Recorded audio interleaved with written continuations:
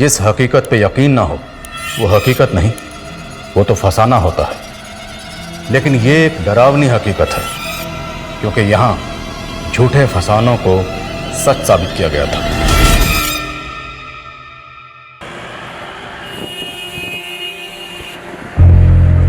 उनकी उम्मीदें तोड़ना बहुत पेनफुल होता है, जो हमें अपनी आखिरी उम्मीद मान लेते हैं। लेकिन कई बार हम टूटी उम्मीदों को जोड़ने के लिए एक फसाना बुन लेते हैं। हमें लगता है कि झूठ के पीछे भलाई छुपी हो तो बोलने में क्या हर्ज है।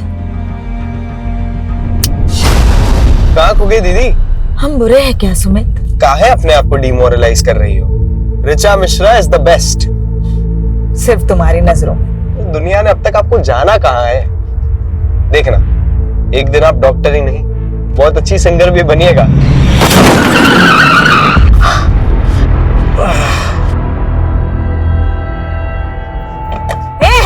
दिखता नहीं है क्या? ओ हीरोइन, लड़की हो ना इसलिए शांत है, वरना तो झापड़ लगाएंगे ना। चल सॉरी बोल और निकल। हम सॉरी बोले? चिल्ला तो ऐसे रही है जैसे किस मांग लिया इससे। ये क्या कर रही हो? हमारी ना खोपड़ी कर साली मेरी ना चीज देंगे, पता है मारे यहीं पे चीज देंगे। चल चल पुलिस आई, चल ना चल, देखते बात दोस्तों। बैठो ना यार। ये चाकू दिखा रहे थे। नहीं अरे बैठो ना।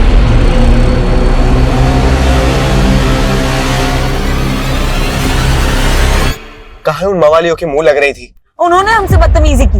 अरे उनका तो काम ही वही है, जुआरे है वो लोग। पीछे कंपनी बाग में इतना बड़ा ग्रुप है उन लोगों का। ये तो हवलदार आ गया, वरना 2 मिनट में पूरा गैंग खड़ा कर देते। हम ना फ्रस्ट्रेट हो चुके हैं सुमित, कुछ सही नहीं हो रहा है हमारे साथ। शांत हो जाइए दीदी, सब ठीक हो जाएगा। पहले तो अपना हुलिया सुधारिए, घर पे सब वेट कर रहे हैं आपका।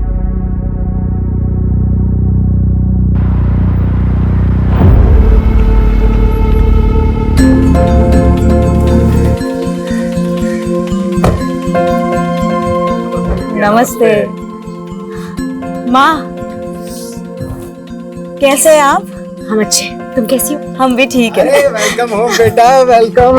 कैसे पापा? हम बहुत अच्छे हैं। ये क्या, आपने फिर से शर्ट के बटन ऊपर नीचे लगा लिए? अरे माँ बाप ही मिलते रहोगे या अपने बुआ को भी मिलने दोगे ऋचा से? नमस्ते बुआ। सिर्फ नमस्ते? चाइना से क्या लाई हो हमारे लिए? सॉरी बुआ, हमको तो लगा आपको चाइना का माल पसंद ही नहीं है। आओ बेटा अंदर चलो। हाँ चलो।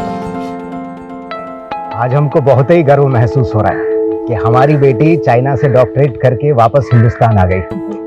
अब हम सब लोग इसको ऑफिशियली तौर पर डॉक्टर ऋचा मिश्रा कह सकते हैं। ये सब तो ठीक है संजीव, लेकिन हमारे मन में एक शंका है। कैसी शंका दीदी? ये जो डॉक्टर की डिग्री ऋचा लाई है ना चाइना से, वो भी कहीं चाइना के माल की तरह फर्जी तो नहीं है? बुआ, आप तो 10वीं तक पढ़ी है, आपको डॉक्टर के स्पेलिंग के आगे तो कुछ आता भी नहीं होगा ना? ए बेटा, ऐसा नहीं बोलते, बड़ी है ना, बुआ है। बुआ है तो क्या हुआ, इनको भी तो सीखना चाहिए ना उस दोहे से। बड़ा हुआ तो क्या हुआ, जैसे पेड़ खजूर, पंथी को छाया नहीं, फल लागे अति दूर।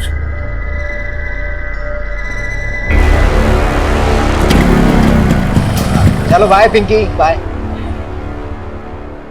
अरे काहे अब तक मुंह लटकाए बैठी है? हाँ, अरे हम बुआ भतीजे में तो ऐसे चलते रहता है। संजीव तुम टेंशन मत लो, हम जानते हैं ना, बिल्कुल अपनी माँ पे गई है। क्यों डॉक्टर ऋचा? Good night.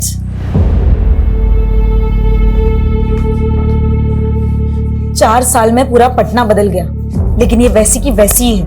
अरे छोड़ो, हम तो ध्यान ही नहीं देते हैं, एक कान से सुनते हैं दूसरे से निकाल देते हैं। सीमा, तुम ऐसा बात करोगे तो बच्चे कैसे इज्जत करेंगे दीदी की? इज्जत पाने के लिए ना कर्म करना पड़ता है, और आपका तो आदत है अपना बहन का गलतियों पे पर्दा ढाकने का। भूलो मत, हम दीदी के ही घर में रहते हैं। तो हम कहे थे गांव से यहाँ लेकर आने के लिए, गांव में था ना अच्छा खासा मकान, लेकिन नहीं, आप 28 साल से यहाँ दीदी की सेवा में लगे हुए हो। तो दीदी को क्या बेसहारा छोड़ दें? जानती तो 22 साल की थी कि विधवा हो गई। बहुत दे दिए सहारा, अब अपने बच्चों के बारे में सोचिए।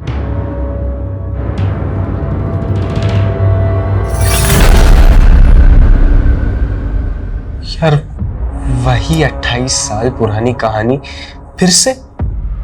ये बुआ जी को तो झेलना ही पड़ेगा। बस जो सोच के आया ना वो ठीक से हो जाए, बाकी सब तो देख लेंगे।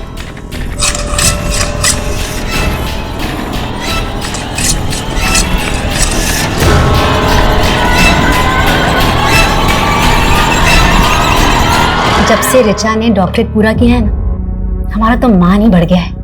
पता है सब लोग क्या कह रहे हैं कि एक मामूली नर्स ने अपनी बिटिया को डॉक्टर बना दिया।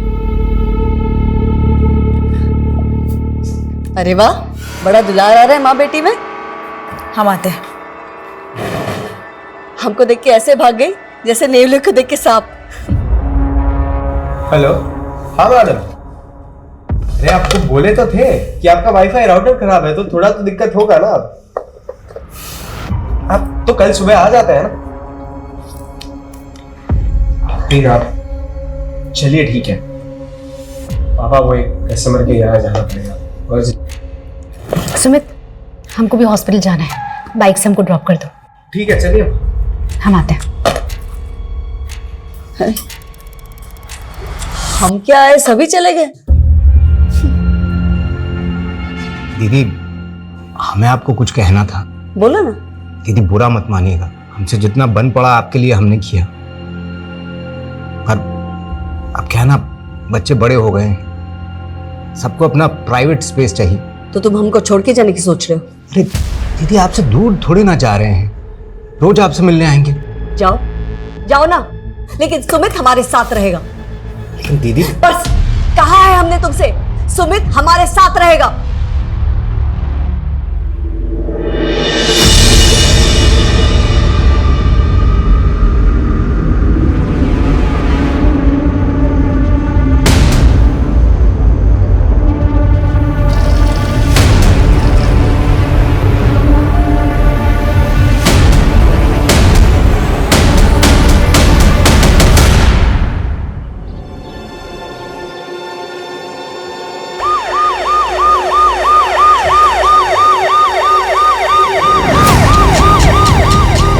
आइए सर।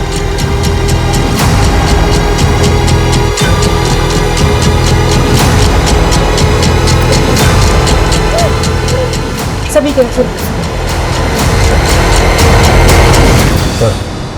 पैरों के निशान को देख के लगता है कि 2 से ज्यादा लोग होंगे। कोई गैंग तो नहीं? अगर कोई गैंग था तो घर में दाखिल किस मकसद से हुआ होगा? क्योंकि घर की हालत देख के लग नहीं रहा कि कोई लूटपाट हुई है। फुटमार्क्स घर के मेन डोर की तरफ जा रहे हैं, तो क्या वो मेन डोर से घर में दाखिल हुए? सर कुछ समझ में नहीं आ रहा, किसने हमारे भाई के परिवार के साथ ऐसा किया होगा। आप भी यहीं रहती हैं? जी सर, हम वो लास्ट वाले रूम में रहते हैं। हमारे भाई का परिवार बाकी के सारे रूम में रहता है। रात को आप कहाँ थे? सर अपने रूम में थी, सो गई थी सर। तो इतना कुछ हुआ, आपने कुछ देखा नहीं, कुछ सुना नहीं? सर आपने घर में चेक किया तो कीमती सामान, ज्वेलरी या कैश मिसिंग हो? आपने फैमिली को आखिरी बार कब देखा? कल रात को सर, हमारी भाभी नाइट शिफ्ट के लिए जा रही थी हॉस्पिटल में, सुमित उन्हें छोड़ने गया था। लेकिन घर के अंदर तो 3 ही लाशें। आपका भतीजा सुमित कहाँ है? क्या वो नहीं था? हमें तो लगा उन्होंने सुमित को भी। आपने सुबह से सुमित को नहीं देखा? सर अपनों को मरा हुआ देखा जाता है क्या? हमारी सांसें ही भारी हो गई थी, हम तो बेहोश ही होने वाले थे, तो हमारे माली ने हमें संभाल लिया। आपने बताया कि आपकी भाभी सीमा और सुमित रात को ही निकल गए, तो फिर सीमा हॉस्पिटल से वापस कब आई? हमें नहीं पता। सीमा कौन से हॉस्पिटल में काम करती है? Saint John. आपका भतीजा सुमित करता क्या है? और कल रात को वो कहाँ गया था? सर वो वाईफाई का काम करता है, लोगों के घर में इंटरनेट कनेक्शन लगाता है। कल भी किसी क्लाइंट का कंप्लेंट कॉल आया था उसे, इसीलिए वो चला गया। फोन लगाइए जरा सुमित को। The number you are trying to call is currently switched off. Please try again later. Switch off आ रहा है।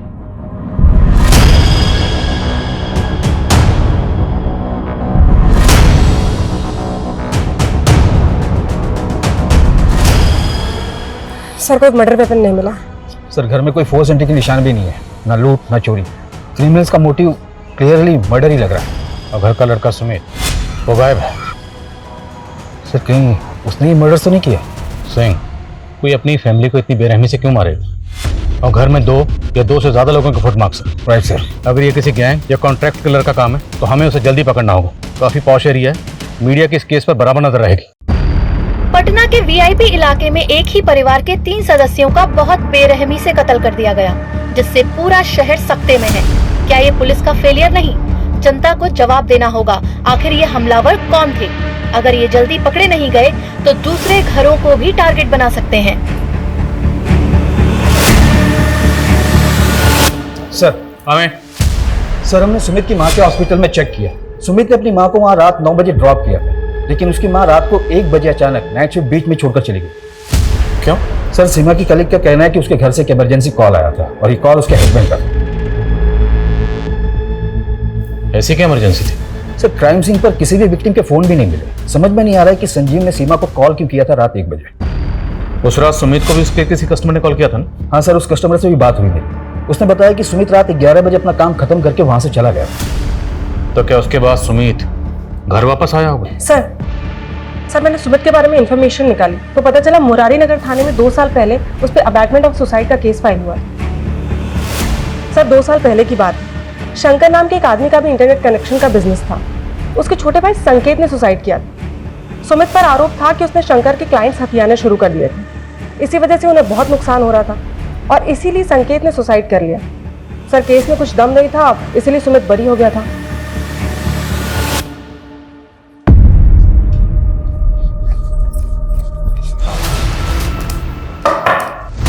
जी शंकर।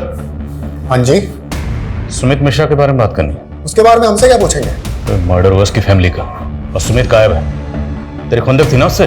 खुंदक काहे नहीं होगी सर, उसकी वजह से हमारे छोटे भाई संकेत ने सुसाइड कर लिया। पर कोर्ट में तो कुछ साबित नहीं होता।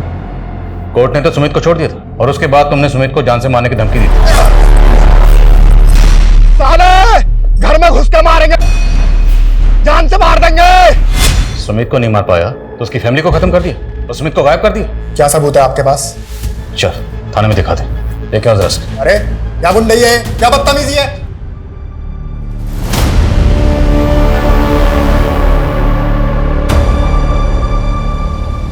लाइए मैडम, हम साफ कर देते हैं। चुप रहो तुम, किसी काम के नहीं रहे। जरा सा भाव क्या दे दिया, सारे काम अधूरे छोड़ रहे हो। 2 दिन से पौधों को पानी दिया? वो मैडम यहाँ पे डेथ हुआ था तो हमने सोचा कि तुमको मालूम है पौधे जब मरते हैं ना तो गाली देते हैं।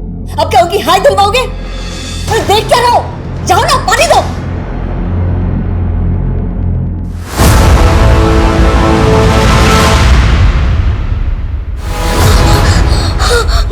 माई माई माई क्या हो गया छोरे? माई वो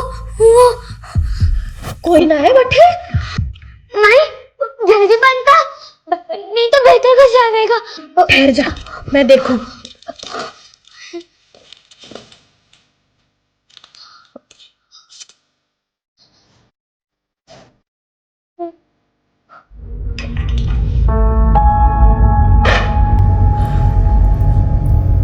कुछ ना है छोरी, हरा भरम है। माई बहुत बुरा है, वो मार डालेगा मारे को। कुछ ना होगा लाडू, चिंता मत कर। थारी माई है ना, कुछ ना होगा थारे को। ये संजीव मिश्रा प्रोफेसर था, 1 साल पहले रिटायर हुआ। उसकी बीवी 20 साल से वर्किंग वुमेन थी, तो दोनों मियाँ बीवी की मिला के अच्छी खासी इनकम होगी। फिर भी ये दोनों संजीव की बहन के घर पे रह रहे थे, जबकि पटना में खुद का घर है, लेकिन वो घर इन्होंने किराए पे दे रखा।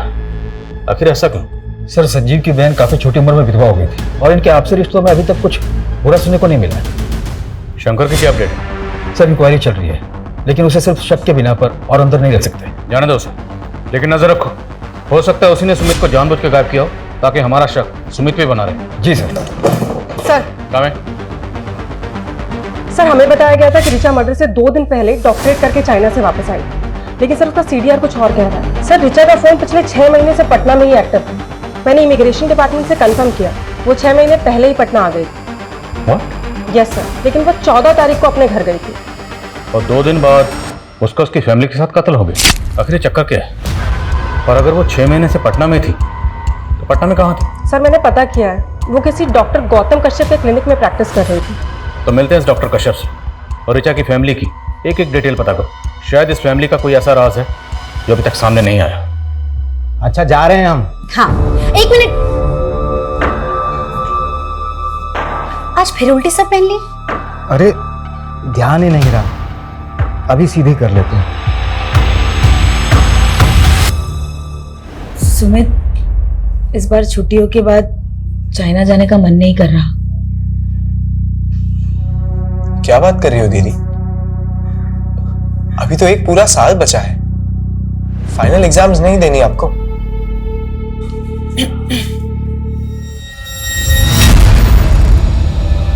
हमको तुम दोनों से जरूरी बात करना है। हाँ माँ, बोलो। तुम दोनों इस पे साइन कर दो। हाँ सर, डॉक्टर ऋचा मिश्रा हमारे अंडर में प्रैक्टिस करती थी। आप बताएं सर, क्या जानना चाहते हैं? डॉक्टर ऋचा मिश्रा का मर्डर हुआ। हाँ? कब हुआ सर? 16 तारीख को। उससे 2 दिन पहले 14 तारीख को वो बॉन्डिंग कॉलोनी में अपने घर पर पहुंची। उसके घर पर फंक्शन था। सबको यही लगा कि वो सीधा चाइना से डॉक्टरेट करके उसी दिन पटना पहुंच गई। सर एक मिनट सर, आप कह रहे हैं पटना में घर? सर ऋचा ने तो हमें बताया था कि वो मसूरी की रहने वाली है। इवन 13 तारीख को हमसे कह रही थी कि हमें अपने घर मसूरी जाना है। लेकिन सबको तो यही लग रहा था कि वो चाइना से डॉक्टरेट करके आई है। आपके यहाँ कब से प्रैक्टिस कर रही थी? सर यही कोई 6 मंथ से। उसने हमें भी कहा था कि हम चाइना से डॉक्टरेट पढ़ के आए हैं, और उसे अपॉइंट करने से पहले हमने उसकी डिग्री और डॉक्यूमेंट्स भी चेक किए थे। तो आपके पास उस डिग्री और डॉक्यूमेंट की कॉपी तो होगी? जी सर। डॉक्टर ऋचा मिश्रा की sir degree. Sir even joining के बाद उसने हमसे ये भी कहा था कि पटना में उसके पास रहने के लिए कोई जगह नहीं है, तो हमने यहीं क्लिनिक पे एक शेल्टर प्रोवाइड करवा दिया था। तो मतलब ऋचा ने झूठ बोला? हमें तो टैलेंटेड लगती थी सर। और आजकल तो स्टूडेंट सर यूक्रेन, चाइना और रशिया जैसी कंट्रीज में जाकर मेडिसिन डिग्रीज ले लेकर आ रहे हैं, तो हमें यही लगा था कि वो भी जेन्युइन होगी। तो आपने ऋचा को ना सिर्फ नौकरी पर रखा बल्कि रहने की जगह भी प्रोवाइड करवाई। तो अकेली लड़की देखकर सिर्फ मदद की या फिर मदद से ज्यादा कोई मेहरबानी की? आप कैसी बातें कर रहे हो? हमारा सिर्फ प्रोफेशनल रिलेशन था और कुछ नहीं था। हमें तो खुद समझ नहीं आ रहा कि उसने हमसे झूठ क्यों बोला।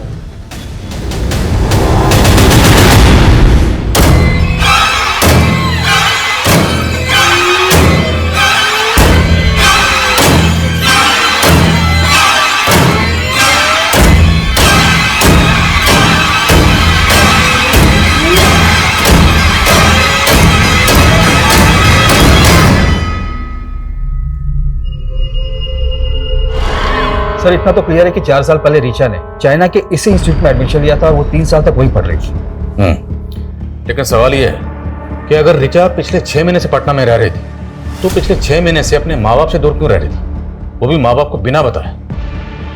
14 तारीख को ऋचा अपने माँ बाप के पास आई और 16 तारीख से ऋचा का भाई सुमित गायब है। वो कहाँ गायब है कुछ पता नहीं चल रहा। सर ऋचा की बुआ के मुताबिक 14 तारीख को सुमित ही ऋचा को एयरपोर्ट से लेकर आया था। तो मुमकिन है कि सुमित जानता होगा कि ऋचा पिछले 6 महीने से पटना में थी। सर पोस्टमार्टम रिपोर्ट के मुताबिक ये सारे मर्डर सुसरात 3 से 6 बजे के बीच में हुए थे और सुमित को आखिरी बार उसके कस्टमर के घर देखा गया था रात को 11 बजे। उसके बाद वो कहाँ गया कोई ट्रेस नहीं मिल रहा। पर पोस्टमार्टम रिपोर्ट के मुताबिक मर्डर वेपन क्या रहा होगा? सर पोस्टमार्टम डॉक्टर का कहना है कि संजीव और सीमा की बॉडी पे जिस तरह के जख्म मिले वो कोई यू शेप का धारदार हथियार होगा।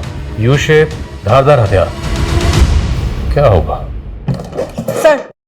सर हम ऋचा के मूवमेंट चेक कर रहे थे तो एक ट्रैफिक पुलिस से इंफॉर्मेशन मिली है 14 तारीख को ऋचा और उसके भाई की गाड़ी 2 बाइकर से टकराई। सर उन दोनों लड़कों ने ऋचा और उसके भाई पे हमला करने की कोशिश भी की। सर ट्रैफिक पुलिस ने उन दोनों लड़कों का पता लगा लिया था, लेकिन ऋचा और उसके भाई ने गवाही देने से मना कर दिया, इसलिए कोई केस ही नहीं बना। वो दोनों लड़के कौन थे?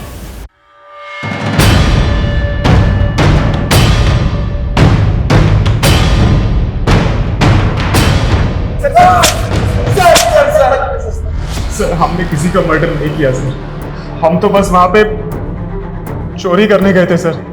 चोरी करने गए थे? हाँ सर, वो भी उस लड़की के कहने पे। कौन लड़के? ऋचा, वो डॉक्टर।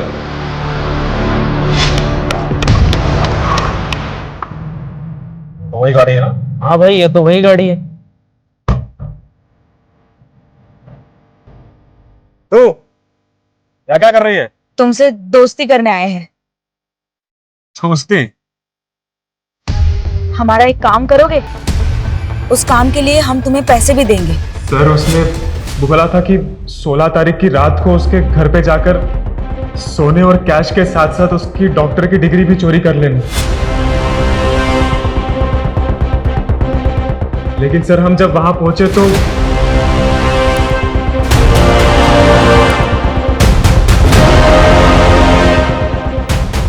हम जैसे ही वहां पहुंचे वो पहले से ही मरे हुए थे।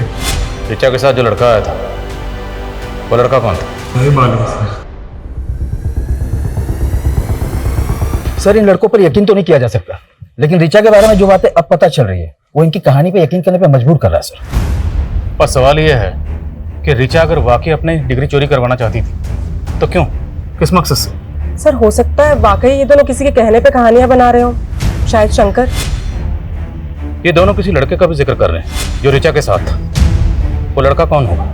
और अगर मान लो ऋचा गहनों और पैसों के साथ अपनी डिग्री भी चोरी करवाना चाहती थी तो चोरी तो हुई नहीं, मतलब डिग्री अभी भी वहीं होगी।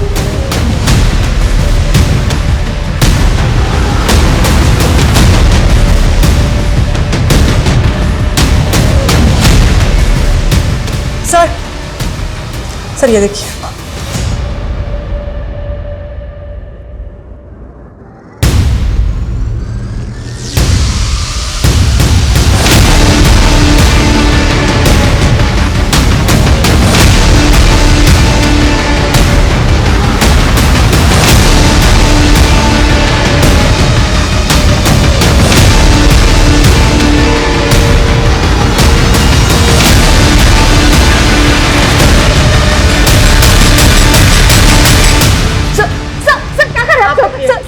क्या इसके पीछे? कुछ भी तो नहीं है sir. Sir sir sir sir, sir ये पुराना आप पीछे। सर सर कुछ नहीं है इसके पीछे सर। चाबी कहाँ इसकी? नहीं पता हमें, कुछ नहीं है इसके पीछे सर। Sir sir please.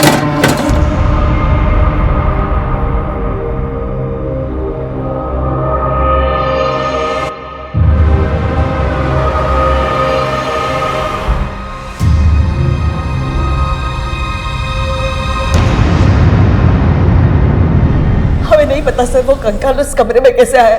सच बोल रहे हैं आप? कैसे नहीं जानते? जिस घर में 3-3 मर्डर हुए हैं उसी में कंकाल मिला, और वो भी उस कमरे में जो पीछे से जाकर बिल्कुल तुम्हारे कमरे से जुड़ता है। उस कमरे का जो दरवाजा है अलमारी लगा के उसे छुपाया क्यों गया?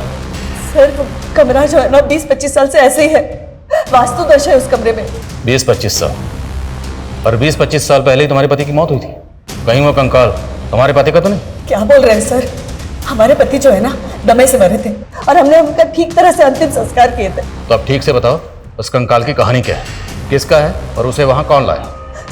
हमें तो लगता है ना ये सब जो है ना रीचा ने किया है, मेडिकल करके आई है ना, उसी ने रखा होगा वो कंकाल उधर। वो सिर्फ 2 दिन पहले घर आई थी। सर वो थी तो पटना में ही ना, आप ही बोले थे। सर हम कह रहे हैं आपको ये सब उसी का करा धरा है, उसी ने पूरे परिवार को व्यस्त कर दिया। परिवार? सुमित को लेकर पॉजिटिव थे ना, और शायद ये बात तुम्हारे भाई और भाभी को पसंद नहीं थी, इसलिए भाई भाभी भतीजी सब मर गए, और शायद सुमित जिंदा, और शायद सुमित को तुमने कहीं गायब किया। कब से इल्जाम लगाए जा रहे हैं आप? छोटी उम्र में हमारे पति मर गए, विधवा हो गए, इसका मतलब कातिल नहीं है हम। अब और कुछ भी टॉर्चर करेंगे ना तो बहुत तकलीफ हो रही है हमें। सोनल हॉस्पिटल लेकर।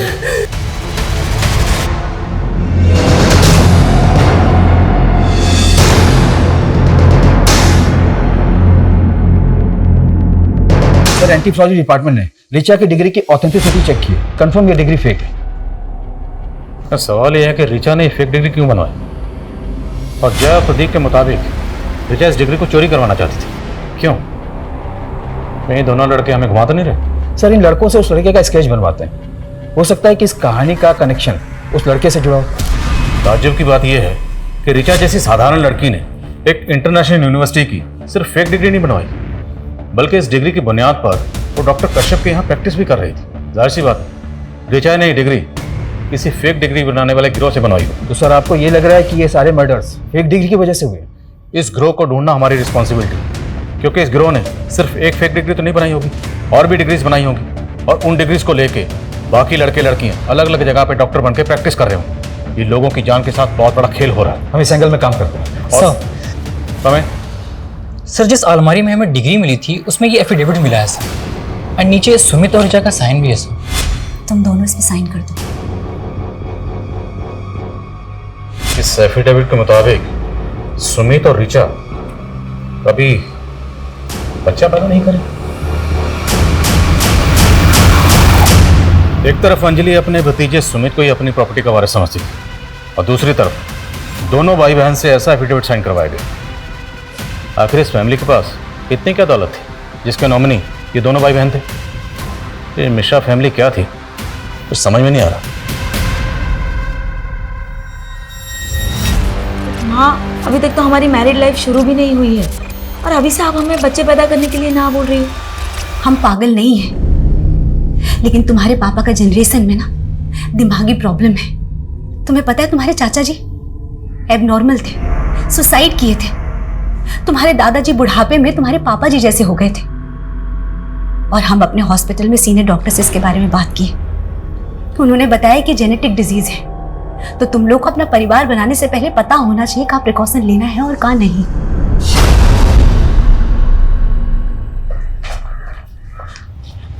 सर जय और प्रदीप ने इस लड़की की स्केच बनवाई है जो कि उस ऋचा के साथ। सर मैंने ऋचा के CDR को भी चेक किया, उसमें एक नितिन नाम के लड़के का नंबर मिला। सर ये नितिन की फोटो है और ये स्केच दोनों मैच कर रही है। जय और प्रदीप ने भी कंफर्म किया कि यही वो लड़का था जो कि उस दिन ऋचा के साथ। सर हमने ऋचा को पहले ही कहा था कि उन लड़कों से ऊटपटांग काम ना करवाए, पर उसने एक नहीं सुनी। और सर सच बताए तो हम उसके साथ जाना भी नहीं चाहते थे, पर उन लड़कों से उसे अकेले बात करने में बहुत डर लग रहा था, इसलिए हमें जाना पड़ा। तू जानता था ना कि ऋचा ने उन दोनों को, प्रदीप और जय को, घर पे बुलाया था? सर सच बता रहे हैं, हम कुछ नहीं जानते। तुझे पता था ना कि ऋचा चाइना से पटना वापस आ गई, उसने फेक डिग्री बनवाई। कहाँ से बनवाई थी? तूने मदद की थी? नहीं सर, हम तो पहले से ऋचा के इस कदम के खिलाफ थे, पर वो बहुत प्रेशर में आ गई थी क्योंकि वो फेल हो गई थी। नितिन, हम तो डॉक्टर बनना ही नहीं चाहते थे, हम तो सिंगर बनना चाहते थे। लेकिन हमारे पेरेंट्स, जब से हमने होश संभाला ना, कूट कूट के दिमाग में भर दिया कि हमें सिर्फ डॉक्टर बनना है। ऋचा, पर तुमने कोशिश तो की थी ना। अब तुम फेल हो गई तो कोई बात नहीं, एक बार फिर से ट्राई करो। 45 लाख का खर्चा किया है उन्होंने हमें चाइना भेजने के लिए। किस मुंह से कहे कि हम फेल हो गए? फिलहाल ना फेक डिग्री का जुगाड़ कर लेते हैं, फिर कुछ कमा लेंगे और उस कमाई से हमारा डॉक्टरेट पूरा कर लेंगे। सर ऋचा ने अपने फैमिली प्रेशर में आके कभी कोई सही डिसीजन लिया ही नहीं। उसे तो हमेशा यही डर लगा रहता था कि गलती से अगर उसकी फेक डिग्री पकड़ी गई तो उल्टा और फंस जाएगी, इसलिए वो उसे चोरी करवा के टेंशन फ्री होना चाहती थी। Tension free? उसी फेक डिग्री को दिखाकर वो डॉक्टर के यहाँ प्रैक्टिस कर रही थी। आई नो सर, पर किसने किया, कब किया, क्यों किया, उसके पेरेंट्स का किसने खून किया, सर हमें कुछ नहीं पता। ऋचा का भाई सुमित कहाँ है, ये तो जानता होगा ना? सर हम कुछ नहीं जानते, हम सच बता रहे हैं। जब इसकी मौत हुई होगी तकरीबन यही उम्र रही होगी इसकी। और मौत कब हुई होगी? यही कोई 5 से 7 साल पहले।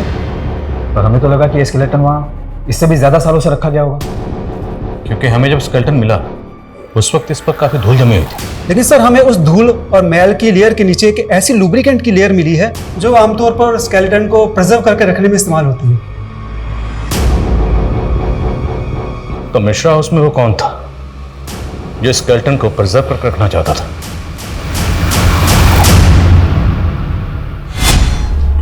रिपोर्ट यहाँ रख रहे हैं। आगे आप लोग क्या कहा डॉक्टर ने? लड़का है ना? दीदी सीमा चेक करवाने से मना कर दिए। लड़का होगा या लड़की है तो पैदा होने के बाद ही पता चलेगा। लेकिन हम बोले ना तुमसे, हमको अपना बेटा चाहिए। गर्भ हमारा है और हक आप जता रही हैं। हम विधवा नहीं होते ना तो तुमसे तुम्हारा बच्चा कभी नहीं मांगते। तो कर लीजिए ना दूसरा शादी, किसने रोका है? नहीं कर सकते ना, बात है। सर भले ही स्केलेटन को प्रिजर्व करके रखा जा रहा था, लेकिन किसी आम आदमी के लिए स्केलेटन का इंतजाम करना इतना आसान काम नहीं है। मैंने ऐसे केसेस के बारे में सुना है जहां पर कब्रिस्तान से स्केलेटन गायब करके उनकी खरीद फरोख्त की जाती है। सेन, आजकल इस तरह की खरीद फरोख्त डार्क वेब के जरिए भी होती है। डार्क वेब एक ऐसी काली दुनिया है जहाँ पर इलीगल हथियारों से लेकर हर तरह की इलीगल और बैन चीज़ों की खरीद फरोख्त होती है। सर इसमें तो साइबर सेल की एक्सपर्टीज है और ये सोर्सेज को ढूंढने में तो काफ़ी वक्त लग जाएगा। चांस तो लेना पड़ेगा। इस केस को सॉल्व करने के लिए हमें इस केस की जड़ तक जाना होगा। इस केस से जुड़े हर शख्स के डिजिटल फुटप्रिंट चेक करो, शायद कोई क्लू मिले। सर हाँ सर, हमने मिश्रा फैमिली की पिछले 4 साल की जीपीएस हिस्ट्री चेक की है सर। उसमें सुमित और उसकी माँ सीमा की 2 साल की जीपीएस हिस्ट्री चेक करने वाली है सर। सर करीब 2 साल पहले सुमित और सीमा राजस्थान के धुमनी गांव गए थे सर। कई सालों पहले इस गांव को हॉन्टेड माना जाता था। रूमर्स थे कि इस गांव में भूत प्रेत है। तो ये दोनों माँ बेटा उस गांव में क्या करने गए थे? इनका उस गांव से कोई कनेक्शन? नहीं सर, ये दोनों तो बिहार से ही बिलोंग करते हैं। तो हमें पता करना होगा कि सुमित और उसकी माँ उस गांव में क्या करने गए थे।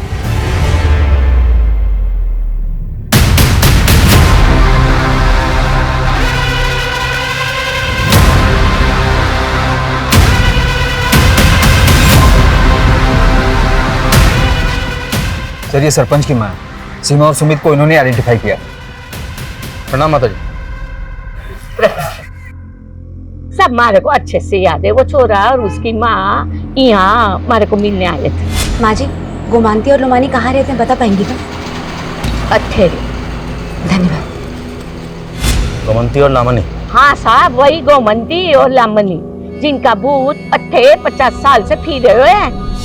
बड़ी अच्छी बेटा थी बेचारी माँ बेटी वैद्य जो कह लो, लेकिन गांव वालों को लगता था कि गोमंती काला जादू करती थी और फिर गांव में कुछ लोगों ने उनको मार दिया और उनकी आत्मा भटक गई। सर 50 साल पुरानी माँ बेटी की मर्डर की कहानी जो कि काला जादू करते थे। भला सुमित और उसकी माँ इस कहानी को इतने डिटेल में जानने के लिए इंटरेस्टेड क्यों होंगे? अगर देखा जाए तो इंटरनेट पे इस घटना के बारे में पूरी जानकारी होगी, फिर भी सुमित और उसकी माँ इस घटना के बारे में जानने के लिए पर्सनली इस गाँव में आए, और वो भी इतने ब्रूटल तरीके से।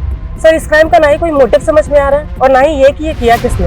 आई थिंक वो शायद इसलिए क्योंकि अभी तक हम इस केस को रेगुलर तरीके से इन्वेस्टिगेट करते आ रहे हैं। क्यों ना हम इस केस को देखने का नजरिया बदलेंगे तो तहकीकात बदलेगी और तब शायद कोई क्लू हाथ लगे।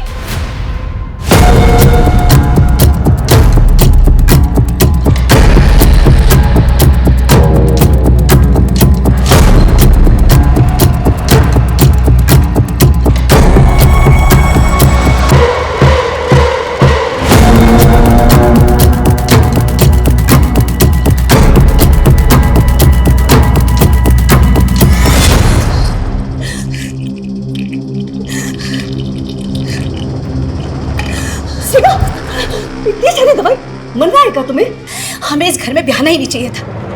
आप सब लोगों ने हमसे ये बात छुपाई कि संजीव जी को दिमाग का दौरा पड़ता है और आप लोग की जनरेशन में सबको यही बीमारी था। कहीं इसका असर हमारे बच्चों पे पड़ा तो? ऐसा कुछ नहीं होगा भैया, 3 साल की हो गई है ना, कुछ हुआ उसे? नहीं ना, बच्चा भी स्वस्थ होगा।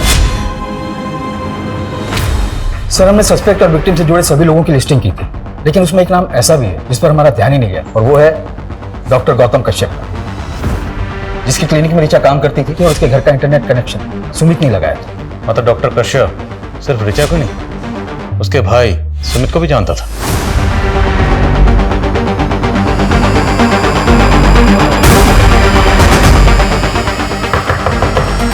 डॉक्टर कश्यप, डॉक्टर कश्यप,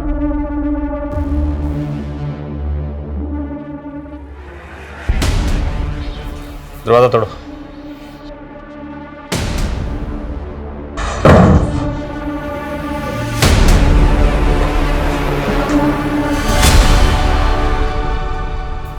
क्या बात कर रहे हो डॉक्टर गौतम? पिछले जन्म में हम लड़की थे। हाँ, हम तुम्हारी माँ थे, एक औरत, और वैद्य का काम करते थे, और इस जन्म में हम डॉक्टर हैं। आपका है ना वो karmicsoulmate.com पे पुनर्जन्म के किस्से पढ़ पढ़ के दिमाग खराब हो गया। अभी तुम नादान हो ना, यकीन नहीं करोगे।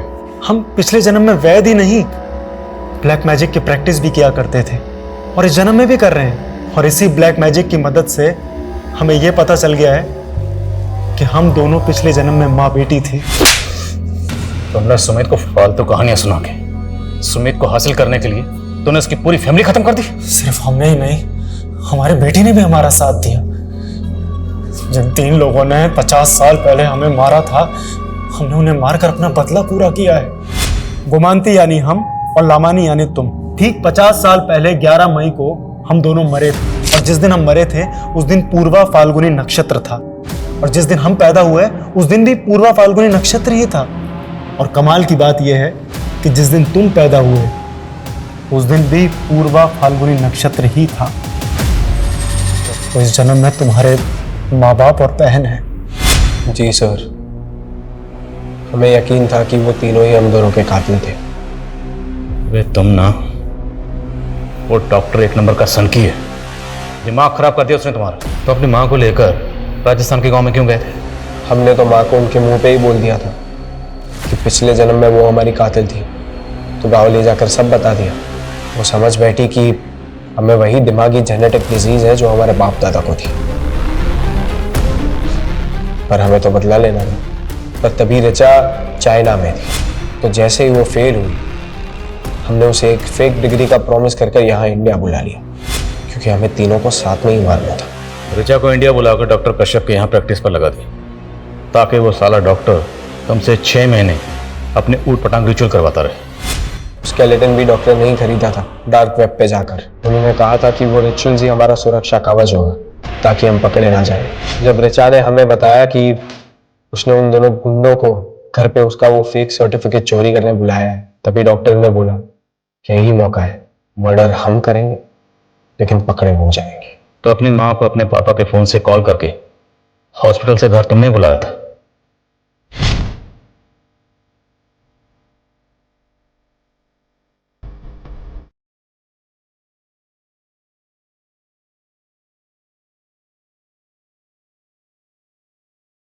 मार सोच क्या रहा है? हमारे कातिल है ये। मार के बाद सुमित अपनी याददाश्त भूलने लगा। अगर कहीं भाग जाता तो, इसलिए हमने उसे कैद कर लिया। हम उसे बार बार याद दिलाते हैं कि हम उसकी माँ हैं और वो हमारी बेटी। सनकी, तूने अपने पागलपन के चक्कर में एक पूरी फैमिली को खत्म कर दिया। एक बच्चे को ऊटपटांग पास सुनाकर उसका पूरा फ्यूचर बर्बाद कर दिया तूने।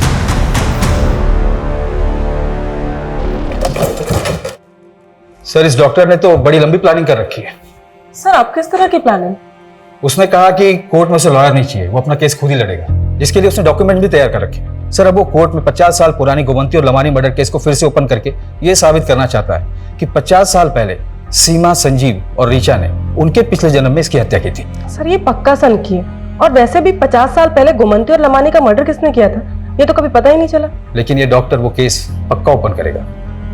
मैंने एक से एक सनकी और सिरफिरे लोगों को देखा, पर ये डॉक्टर कश्यप सबसे ऊपर है। ये दुनिया ऐसे ऐसे अजीब और खतरनाक लोगों से भरी पड़ी है, इन्हें समझने और पहचानने में लोग अक्सर धोखा खा जाते हैं और सुमित और उसके परिवार की तरह का शिकार बन जाते हैं। लोगों को ऐसे सनकी और सरफिरे लोगों से सतर्क और सुरक्षित रहने की जरूरत है।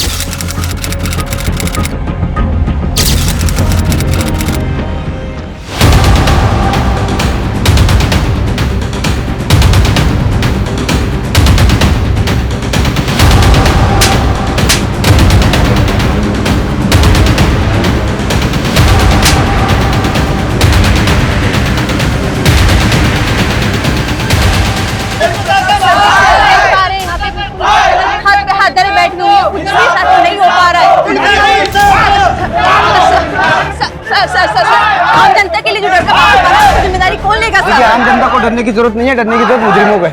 बात को टाले मत सर, आपको जवाब देना होगा। पुलिस को जवाब नहीं दे पा रही है, वो बिल्कुल नाकाम हो चुकी है। ये जो हुआ है ये सिस्टम का फेलियर है, हम सबका फेलियर है।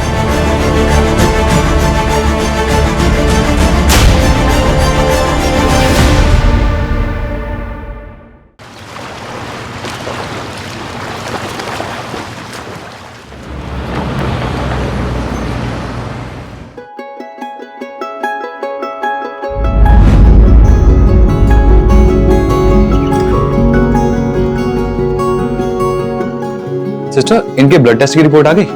आधे घंटे में आ जाएगी। अब जैसे ही आएगी मुझे दिखाइएगा। हाँ अरुण, घबराने की कोई जरूरत नहीं है, बाजी जल्दी ठीक हो जाएंगी। हाँ sister, continue with same doses. Yes. देखा माँ जी, डॉक्टर ने बोल दिया है ना, अब आप बहुत जल्दी डिस्चार्ज हो जाएंगे। उठ जाइए, आपके सूप का टाइम हो गया है। आराम से पीछे टेक लगाइए। ये लीजिए आपका सूप।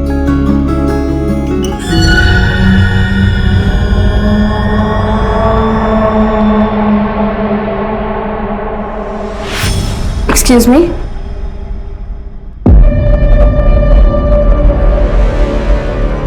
सुनना, शादी हो गई तेरी? मैंने मेडिसिन निकाल दी हैं, आप खिला दीजिएगा। एक्सक्यूज। ना कोई अंगूठी, ना कोई मंगलसूत्र, इसका मतलब कि मेरा इंतजार कर रही थी क्या? Excuse please.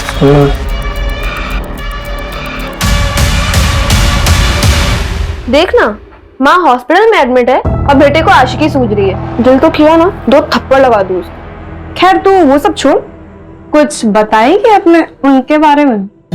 किनके बारे में? एक चल कभी नाटक मत करना। ऋषभ आर्मी के एग्जाम्स की तैयारी कर रहा है।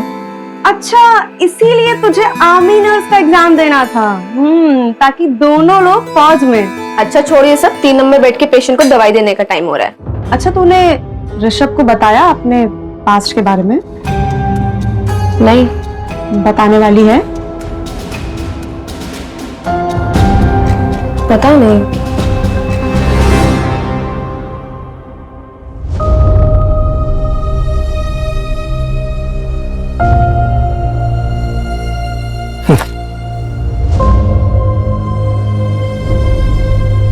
ये लीजिए पापा आपका खाना। सुखी रहे बिटिया, सुखी रहे। चलिए।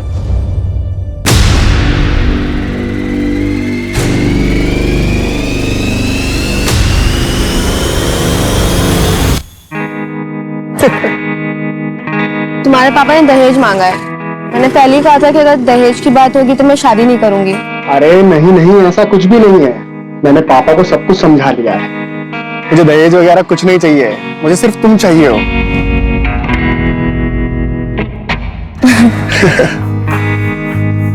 तो अच्छा, मुझे लेट हो रहा है, पहुंच के कॉल करना है ना? बाय। चलो बाय, आराम से जाना।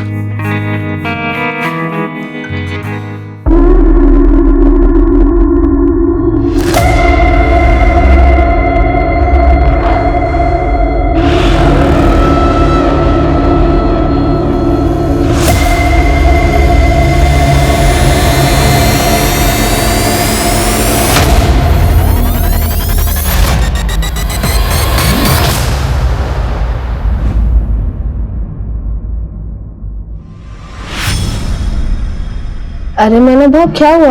हुआ कुछ नहीं, पर हो सकता है, वो भी बहुत बुरा। आप ऐसे क्यों बोल रहे हैं, क्या बात है? देख माला, अपने बाबा धर्म को समझा, ज्यादा देड़ शाना बनने की कोशिश ना करे वो।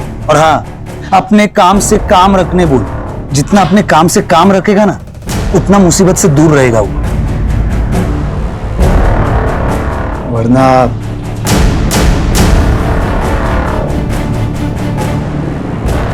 होने को कौन टाल सकता है?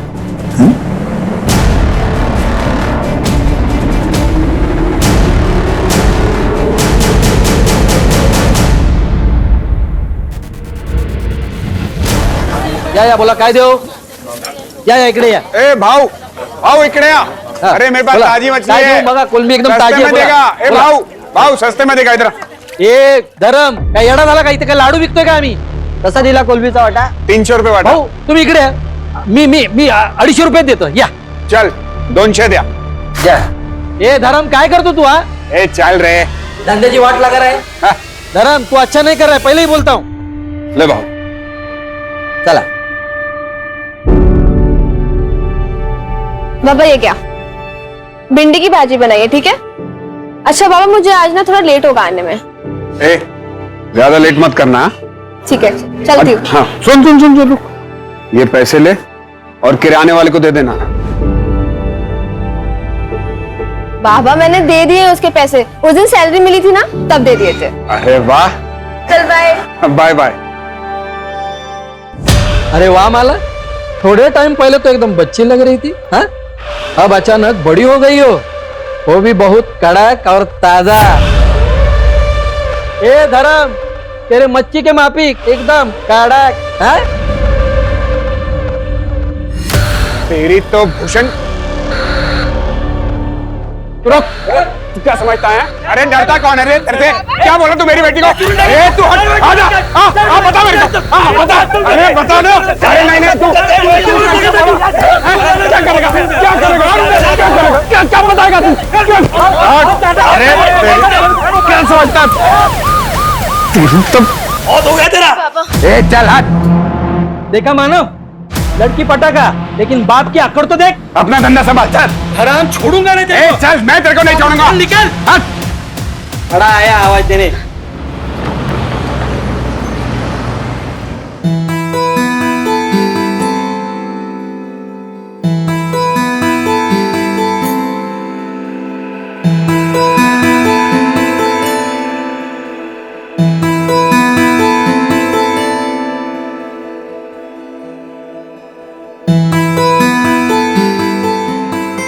अरे माला, वो क्या है ना कि माँ ठीक हो गई है तो मंदिर गया था प्रसाद चढ़ाने के लिए।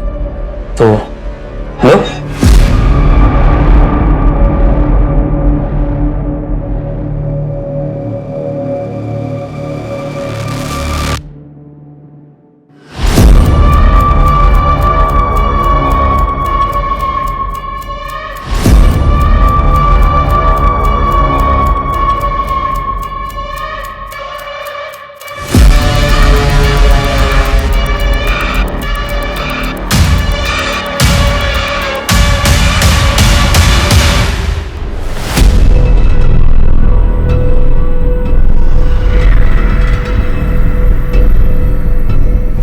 भैया चारकोप चारकोप जाएंगे? बैठिए, अंदर बैठिए, संभालिए अपने आप को। ये रखिए, क्या संभालिए अपने आप को, संभालिए अपने आप को। शेयरिंग है क्या? हाँ शेयरिंग है। चारकोप जा रहे हैं, 30 रुपए सीट है। अच्छा हाँ चलिए बैठो।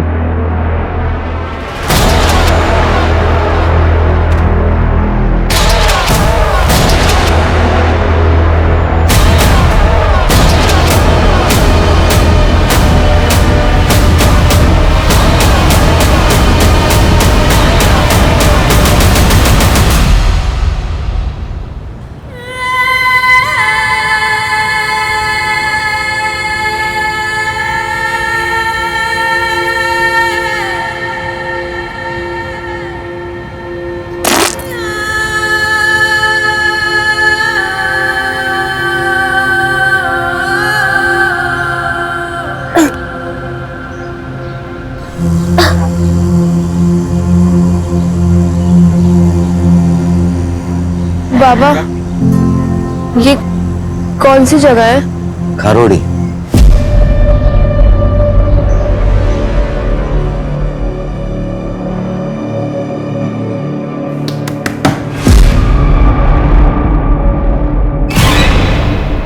ताई, बाबा, बाबा ताई आली। माला, माला, कुठे कुठे होतीस तू? पापा मुझे कुछ भी याद नहीं है। मैंने ऑटो लिया था, उसके बाद मुझे कुछ भी याद ही नहीं है कि मैं थी कहाँ कल पूरी रात। रात भर? ताई तू 3 दिन से नहीं आई है, तेरा मोबाइल भी बंद था। 3 दिन से? माला, ये तेरे कपड़ों को क्या हुआ बेटा? ये चोट कैसे लगी?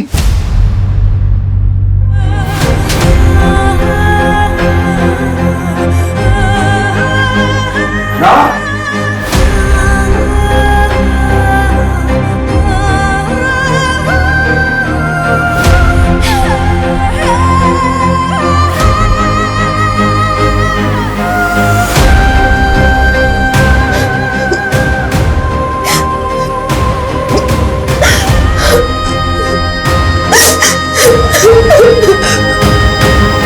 ताई, ताई, ताई क्या हुआ? दरवाजा खोलो। ताई, ये सब क्या हुआ? मुझे लगता है कि मेरा रेप हुआ है। क्या?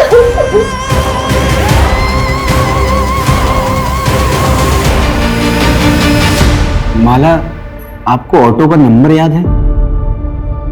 जो बंदा ऑटो चला रहा था उसकी शक्ल या कुछ भी?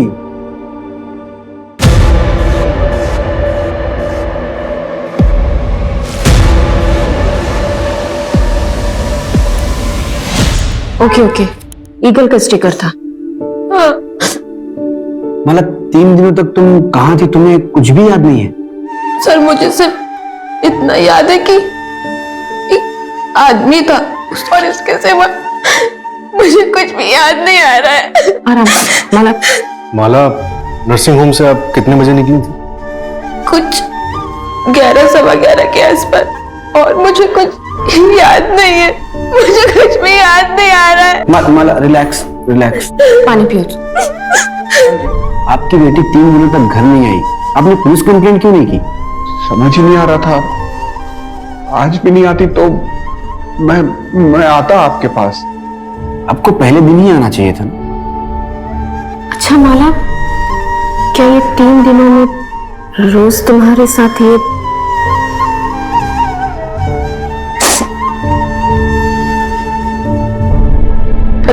पता नहीं, मुझे तो अब भी यकीन नहीं हो रहा है कि मैं 3 दिन तक बेहोश थी।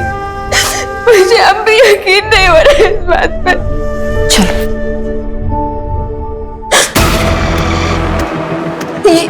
ये किचन था, गोल सा फुटबॉल जैसा था, ब्लू कलर का, ऐसे ही था। मतलब ऐसा किचन था, फुटबॉल वाला? कोशिश करो और शायद और कुछ याद आया आपको। नहीं सर, मुझे और कुछ भी याद नहीं आ रहा है, बट ऐसा किचन था वहां पे, मैंने देखा था वो। Okay okay, relax relax Manju. Suraj, सबसे पहले माला के नर्सिंग होम में पूछताछ करो और उस ऑटो वाले का पता करो जिसमें माला ने ट्रैवल किया था। Right sir. और 10 किलोमीटर के रेडियस में हर उस जगह का पता करो जो एकांत में हो, कोई बंद पड़ा हुआ घर, कोई फैक्ट्री, कोई भी जगह। माला को आखिर 3 दिनों तक कहीं तो रखा होगा। Right sir.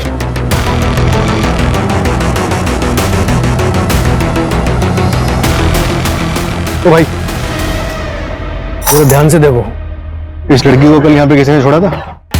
पता नहीं साहब, मैं तो सो के था, जब मैं उठा तो यहाँ बैठी थी साहब। उस दिन मुझे जरा जल्दी जाना था, इसलिए मैंने माला को बोला मुझे कवर करने।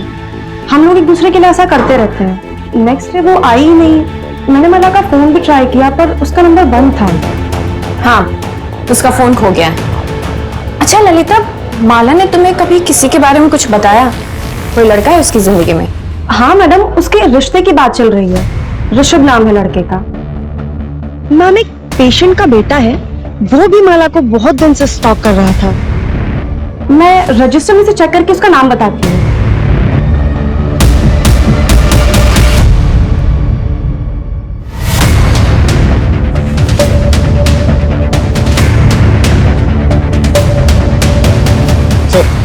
उस ऑटो ड्राइवर का पता चल गया जिसने माला बोहर को ड्रॉप किया। उसने एक इंपॉर्टेंट बात बताई। क्या?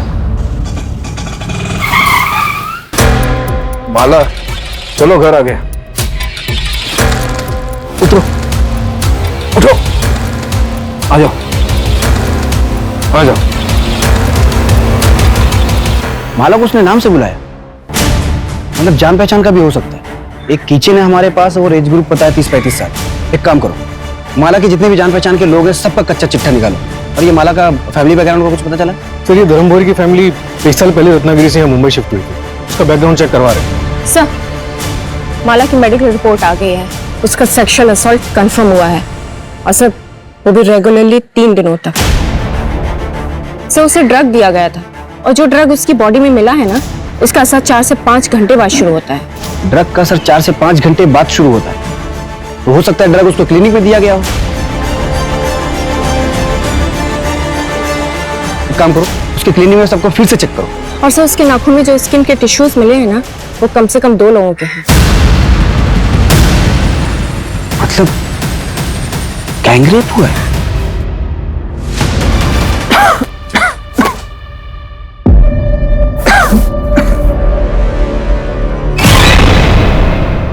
मैडम 20 मार्च में घरीच होतो, आई का डिस्चार्ज हुआ था उस दिन। माँ जी, 20 मार्च की रात ये तरुण कहाँ पर था? हाँ, आप लेटे रहिए, बस इतना बताइए कि उस रात ये घर पर ही था? हाँ, ये घर पर ही था। इसने मुझे खाना खिलाया, फिर दवाई पिलाई और फिर थोड़ी देर ये मेरे पैर दबाता रहा और मैं टीवी देखते देखते सो गई। और कितने बजे सोई होंगी आप? 9:30 के बाद। सीरियल तभी खत्म होता है और तभी मैं सोई। 9:30 बजे सोई थी ये। इसके बाद तू घर पर था या नहीं ये तो इन्हें पता ही नहीं होगा। ओ मैडम नहीं घर ही सो तो। अगर पता चला ना कि तू झूठ बोल रहा है तो फिर देख तेरा क्या हाल करते हैं। सर, एक इंफॉर्मेशन और मिली है। जब धर्म रत्नागिरी से मुंबई आया था ना तो उसके पास बिल्कुल भी पैसे नहीं थे। तब उसके चचेरे भाई सुधीर भोई ने उसकी फाइनेंशियली मदद की थी। यहाँ तक कि सर उसने धर्म को घर खरीदने के लिए 12 लाख रुपए उधार पर दिए थे। लेकिन सर अभी पिछले कुछ दिनों से वो अपने पैसे बार बार मांग रहा है। देख धर्म, तेरी बेटी के साथ जो भी हुआ उसे लेकर लोग तरह तरह की बातें बना रहे हैं। अब यह रिश्ता नहीं हो सकता।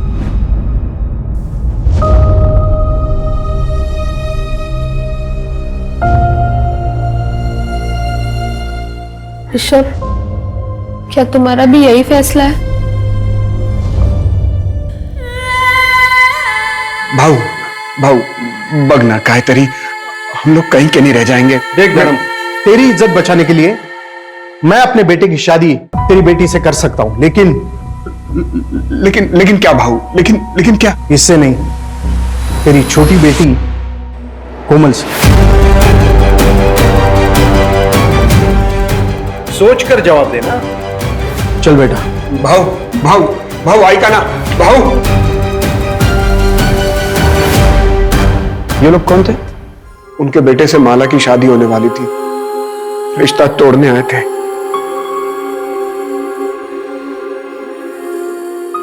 अच्छा माला, किराने वाले का कहना है कि करीब 1 हफ्ते पहले तुमने किसी लड़के को थप्पड़ मारा था। कौन था वो? ये स्केच दुकान वाले ने बनवाया है। हमने इसे सर्कुलेट करवा दिया है। नहीं, हम लोग इसे नहीं जानते। हाँ सर, मैं नहीं जानती ये कौन है और मेरा कभी किसी से कोई झगड़ा नहीं हुआ।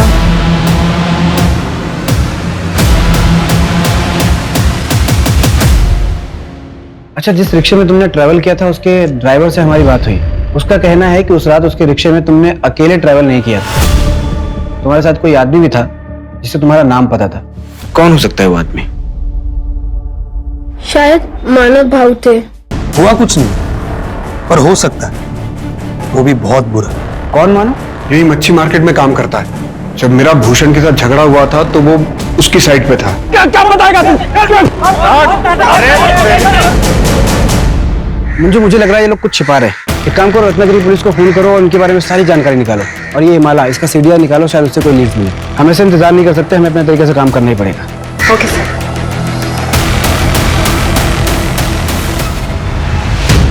भूषण कुठे आहे?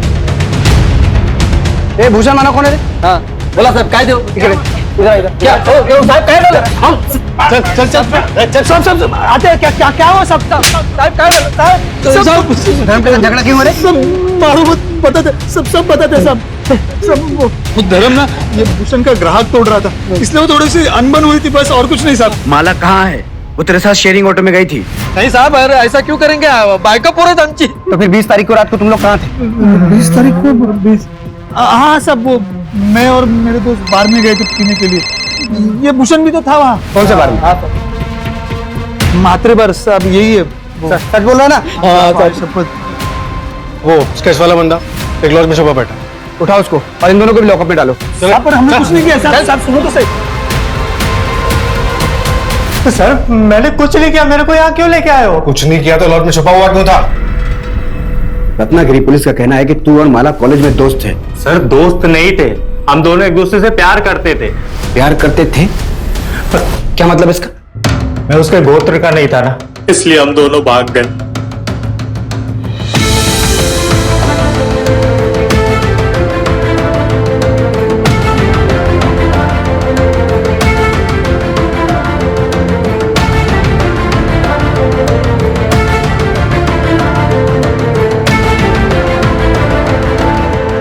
पर सर हमें पता नहीं था कि हमारी खुशियां बस कुछ ही दिनों के लिए थी।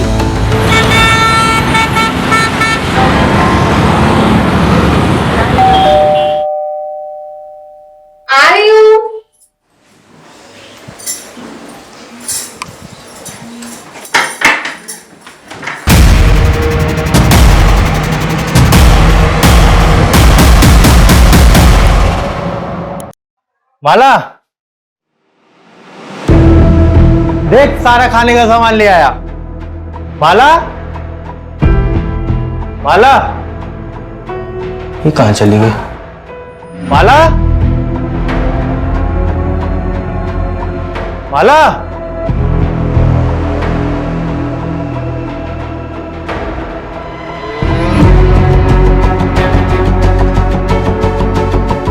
हेलो शंकर भाऊ, माला कहीं दिख नहीं रही है, पता नहीं कहां चली गई है। भाऊ कहीं उसको कुछ हो तो नहीं गया? भाऊ मेरे को कुछ समझ में नहीं आ रहा है। मैं आ रहा हूँ, रत्नागिरी आ रहा हूँ। तुम यहाँ पर मत आना, सब बहुत गुस्से में हैं। माला के बारे में कुछ भी पता चलता है ना, मैं तुमको बताता हूँ भाऊ। सर मेरे भाई शंकर ने पता किया कि माला मुंबई में है। यहाँ पहुंचा तो पता चला कि उसकी दोबारा शादी की तैयारी चल रही है।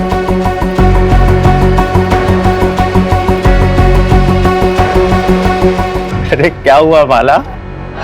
देखो पुनीत, हमारी शादी रजिस्टर्ड नहीं थी तो कानूनन हम पति पत्नी नहीं है। और वैसे भी वो कोई शादी नहीं थी, एक गलती थी जिसकी सजा मैं और तुम्हारे घर वाले झेल रहे हैं। तो बेहतर यही होगा कि तुम मुझे भूल जाओ, सबकी भलाई इसी में है। क्या बोली मैं तुझे भूल जाऊं? अरे साफ साफ क्यों नहीं बोलती? कोई और मिल गया तुझे? तू ज्यादा पैसे वाला है क्या?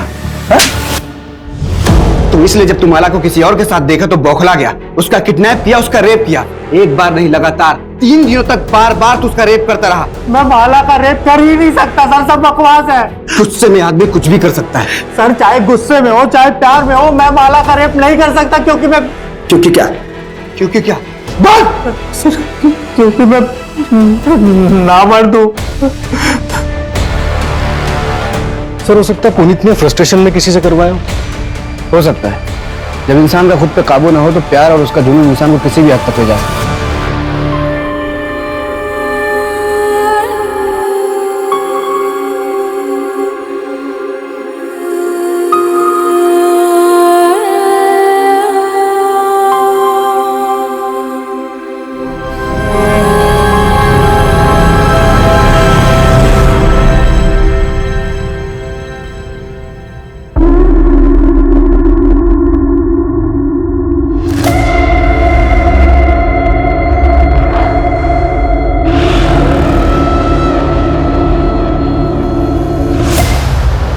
हाँ बेटा, तू कहाँ पे है? बाबा यहाँ पे कोई ऑटो रिक्शा नहीं मिल रहा है और काफी सन्नाटा भी है, तो आप मुझे लेने आ सकते हैं? ठीक है, तू मुझे एड्रेस भेज, मैं अभी पहुंच रहा हूँ।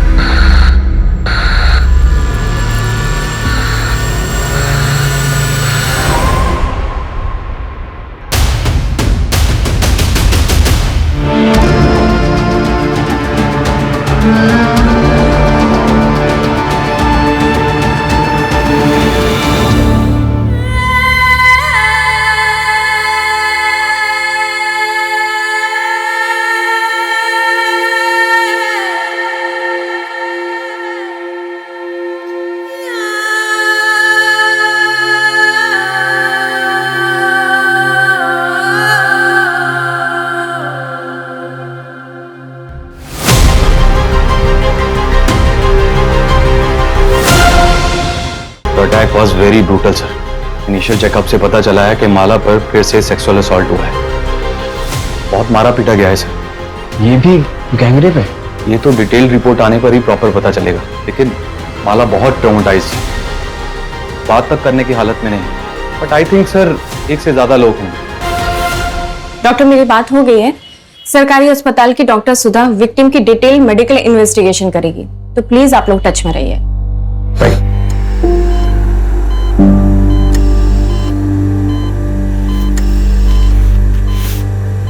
माला, आई एम सॉरी तुम्हारे साथ फिर से। सर, ये मेहनत थे। माला, तुमने किसी की शक्ल देखी? तुम किसी को पहचान सकती हो? उन्होंने मुझे बहुत मारा था। मुझे एक लेटर दिया था उन्होंने, उसमें लिखा था तेरा घमंड दीवार तोड़ा। मुझे लग रही थी वो बच्चा मेरे साथ यही होगा। सर, मुझे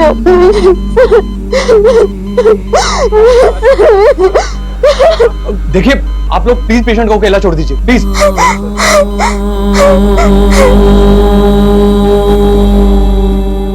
अगर आप लोगों ने अपना काम ठीक से समय पे किया होता ना तो मेरी बेटी के साथ दोबारा ऐसा नहीं होता।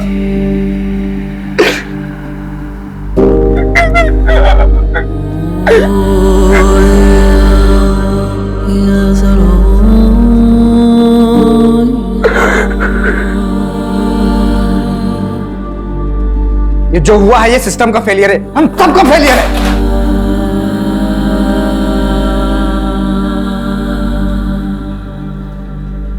हमारे होते हुए विक्टिम पे दूसरा अटैक, सेम ओनर्स, ये हमारा फेलियर है। सूरज, खबरी नेटवर्क एक्टिवेट करो, धर्म के पूरे परिवार का प्रोटेक्शन प्रोवाइड करो। सर धर्म के चचेरे भाई सुधीर से भी बात कर, हो सकता है इनके अतीत में ऐसा कुछ हो जो हमसे छूट रहा हो। ठीक है। अच्छा, आपने अपने भाई धर्म को कुछ पैसे उधार दिए थे क्या? अब घर वाले ही एक दूसरे के काम आते हैं सर। मुझे पैसों की कुछ जरूरत थी तो पिछले कुछ दिनों में मैंने 2-1 बारी उनसे पैसे मांगे भी थे। पूर्णिमा मुझे आवाज दे देती ना।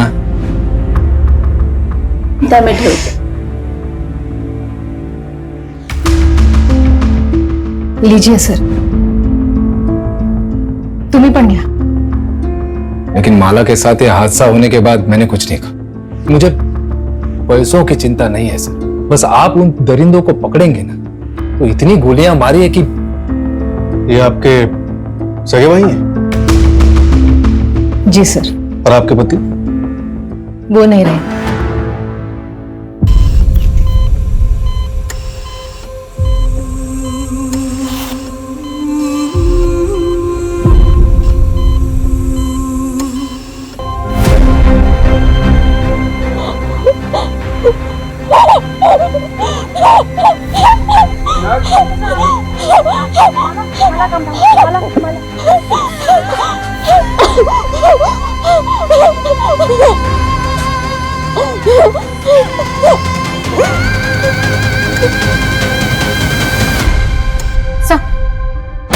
भूषण और मानव को छोड़ दे क्या? आई मीन सेकंड क्राइम के टाइम वो दोनों जेल में थे। नहीं मंजू, जब तक माला का कल्प्रिट पकड़ा नहीं जाता तब तक कोई भी सस्पेक्ट कस्टडी से बाहर नहीं जाना चाहिए। सर, धर्म के पिता मंतोष बोहर के बारे में एक बात पता चली। कौन सी बात?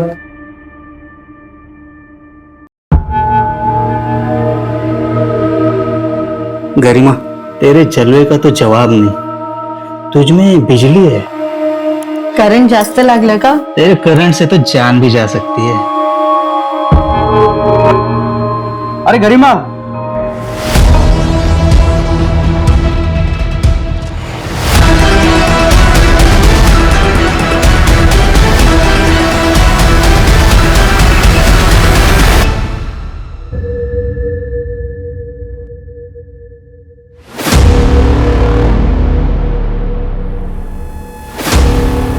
नरेश भाव, दूध के पैसे।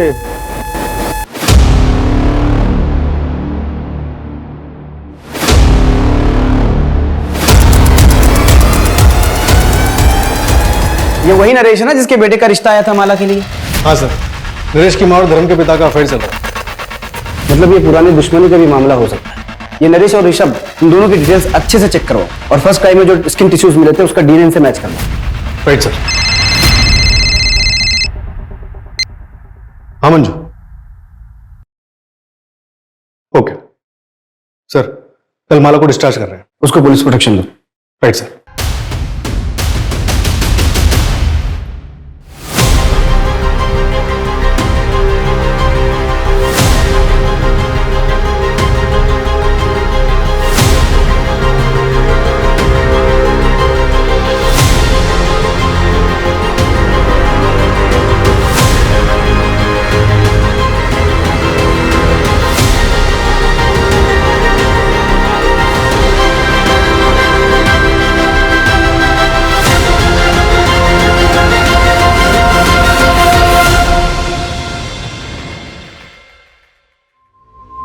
चलिए हम आप लोगों को घर ड्रॉप कर देते हैं।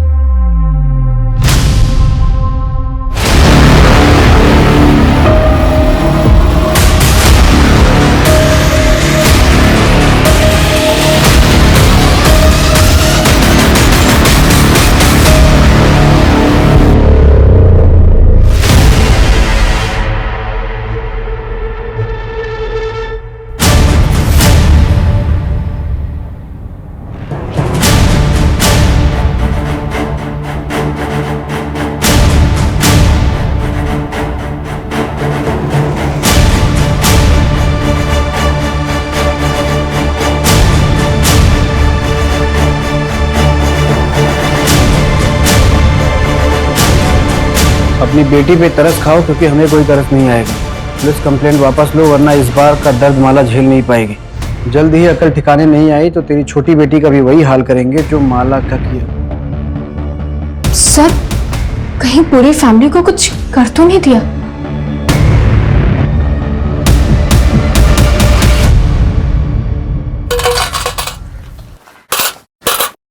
इसको पहचानते हो? हाँ, ये तो माला है। अच्छा, इसके घर में किसी अनजान आदमी को आते जाते देखा आपने? एक लाल रंग का शैतान आया था। कौन आया था? शैतान। मतलब एक काला रंग का रुमाल अपने दाहिने पॉकेट में रख लो, कातिल भी पकड़ा जाएगा और तुम भी कमिश्नर बन जाओगे। जय हिंद।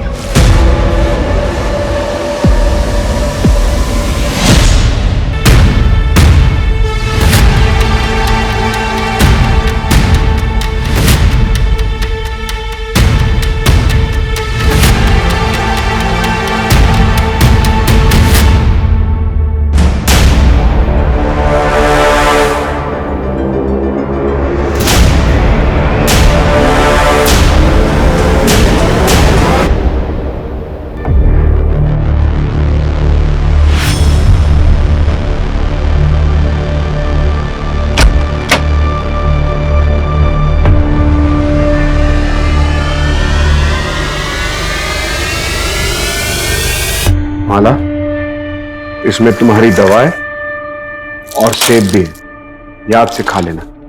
चल कोमल, आज तेरा एडमिशन करवाना है। माला बेटा, कोमल की स्कूल के एडमिशन के लिए हम बाहर जा रहे हैं। आते आते रात हो जाएगी, लेकिन बेटा तू डरना मत, यहां हमें कोई नहीं जानता, और अपनी दवा टाइम से लेते रहना। बाबा जल्दी आइएगा।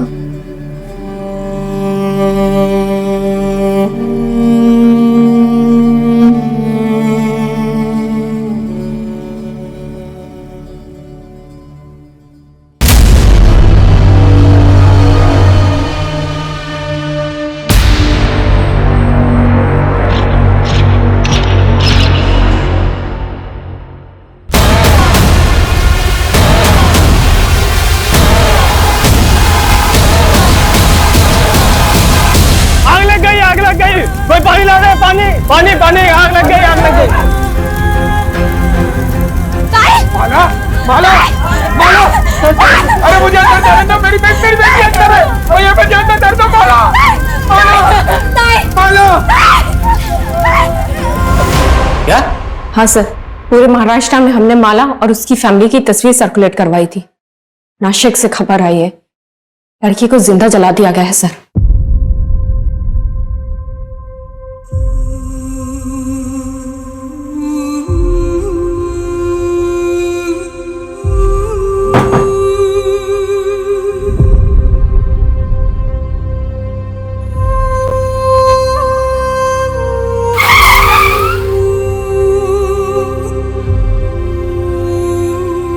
मेरी वजह से मेरी बेटी, मैंने सोचा था कि यह कुछ नहीं होगा, उसकी मौत का जिम्मेदार मैं ही हूं।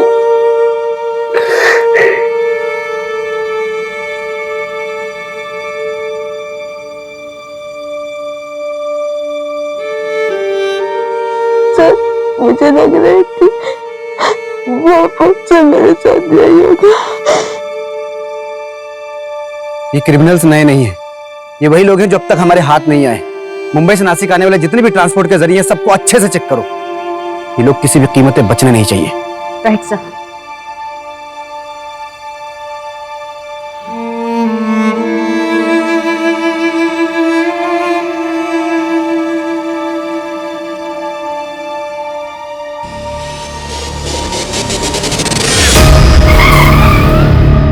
सर, 3 दिन पहले मुंबई से नासिक जाने के लिए एक ट्रेन का टिकट बुक हुआ था। ये देखिए। ये माला के नाखून में जो स्किन टिश्यूज मिले उससे तुम्हारा डीएनए मैच हुआ है। क्यों क्यों किया इतना खौफनाक क्राइम?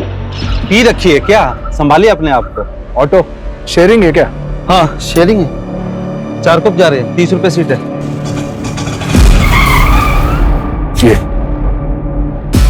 आ जाओ।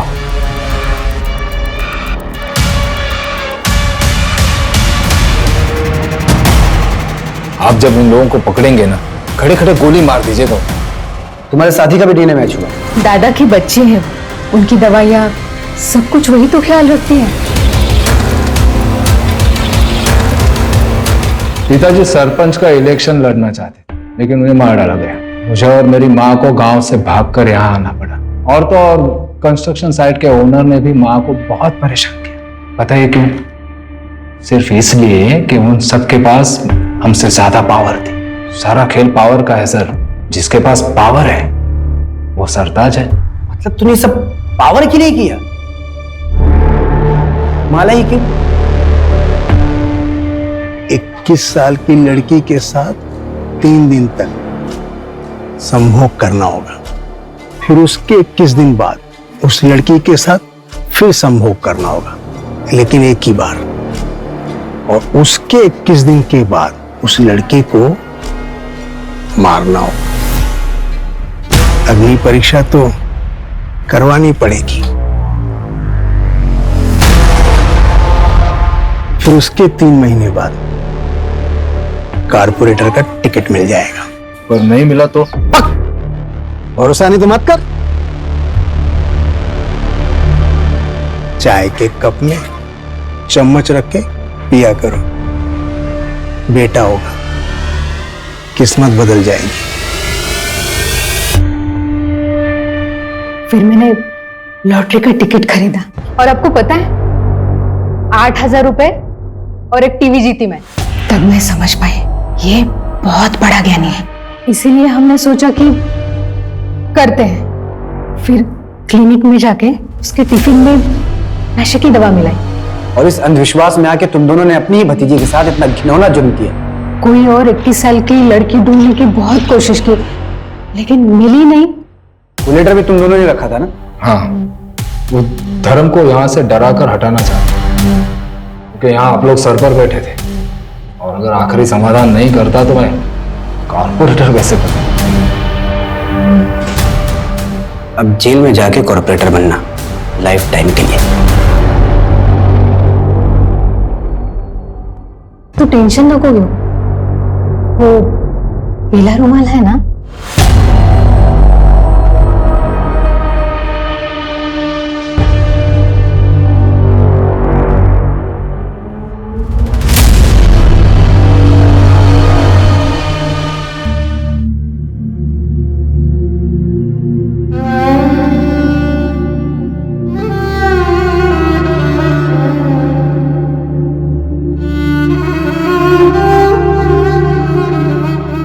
क्राइम पेट्रोल्स के और भी दिलचस्प कहानी देखने के लिए हमारे चैनल को सब्सक्राइब करें और बेल आइकॉन दबाना न भूलें।